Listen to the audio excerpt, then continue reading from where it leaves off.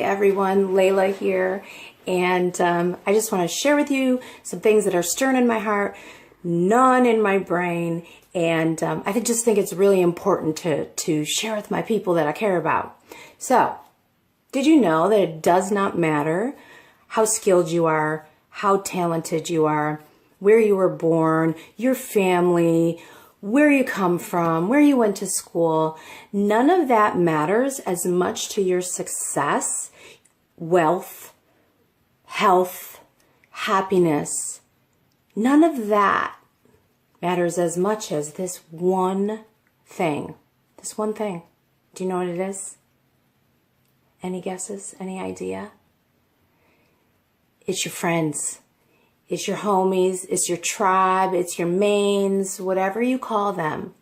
Your circle of influence, the people that you spend the most amount of time with, will dictate how much money you make, your behavior, even how you look. You show me your friends, and I'll show you your future. Now, this is actually not very surprising. It's science. Let me explain. The law of averages dictates that the result of any given situation is the average of the outcomes. I'll say it again. The law of averages dictates that the result of any given situation is the average of all the outcomes, meaning you become like the people you spend the most time with. Stated another way, you are a product of your environment. There's another thing at work here, and it's called mirror neurons. And I know that sounds super sciencey and nerdy, but I'm going to make sense to you. It's actually very easy to understand. So let's go back to the law of averages. So if we assume that the law of averages works, right, then that when we spend time with people who are successful and jamming in their life and doing really well relationally and with their careers and spiritually, they're growing. The law of averages says that all of that good stuff will rub off on us, and then we will begin to lean towards being successful and growing spiritually or growing successfully or being healthy. That's what the law of averages says. But the opposite is also true. So if we spend time with thugs all day, we're going to adopt this thug mentality. If you're my friend, you've heard me say crazy is catchy. And I love when my sassiness is backed up with science. So now mirror neurons. How does mirror neurons play into that? Well, you can think of mirror neurons by thinking about how a baby learns, right? So this baby comes into the world, knows zip, nothing, right?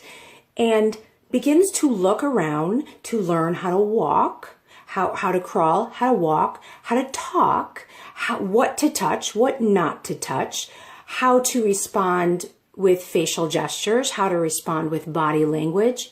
Culture is learned all through mimicking, all through watching the environment and then responding by behaving just like the environment. Another way to think about mirror neurons, if you've ever watched a movie and someone bangs their head real hard and you flinch and you're like, oh, that's gotta hurt, or oh, I know that hurts. That's mirror neurons at work. That is you becoming what you're seeing, right?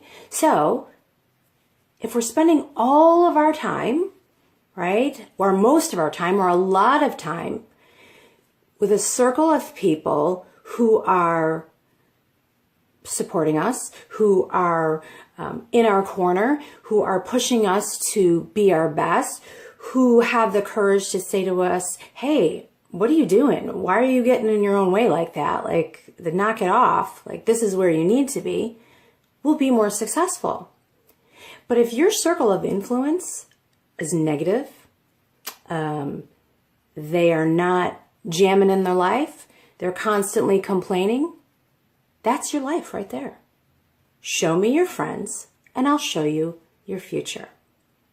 See, when it comes to friends, you should have a few teams. You should have an A team, a B team, and a C team.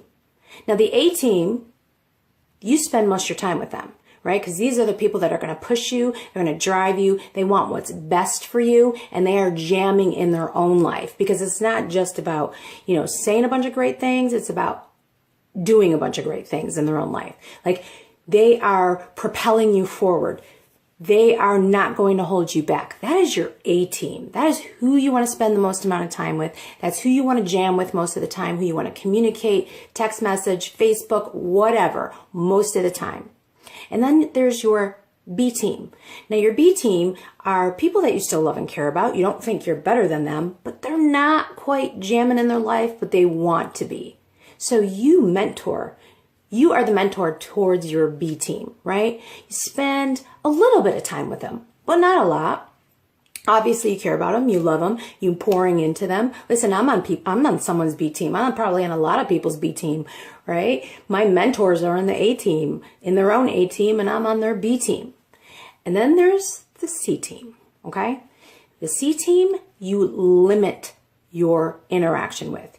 You still love them, you still care about them, you still want the best for them, you don't think you're better than them, but these are your negative Nellies. This could be people in your family. This could be, people you work with. They're the ones that complain about the same things over and over. They're the ones when you say something positive, they counteract with a negative, just super sarcastic, not adding anything really positive to your life. You need to limit your interaction with them as much as possible because, again, who you spend the most amount of time with is who you become. This is so interesting that there was a study done at Harvard Medical that looked at a group of friends, and they found that, and this was an obesity study, they found that people who had a friend that was obese were 57% more likely to be obese themselves. Again, that goes back to the law of averages, goes back to mirror neurons, adopting to what is in our environment. And the crazy thing about that study is proximity, meaning seeing the person face to face, had no effect. It didn't matter if the person was 100 miles away. The fact that they communicated on a regular basis, this person was in their circle of influence, they adopted the same lifestyle. So, look at your friends. Look at your inner circle, your tight inner circle, your circle of influence. Are they pushing you forward, bringing to where you ultimately want to be? Are they raising the bar for you in every area of your life? Financially, mentally, emotionally, spiritually. If that's not happening, you need to make some decisions. And they're not easy decisions to make, but your friends, show me your friends, and I'll show you your future. It's just something to think about. Have a great day. Thanks for listening. Bye.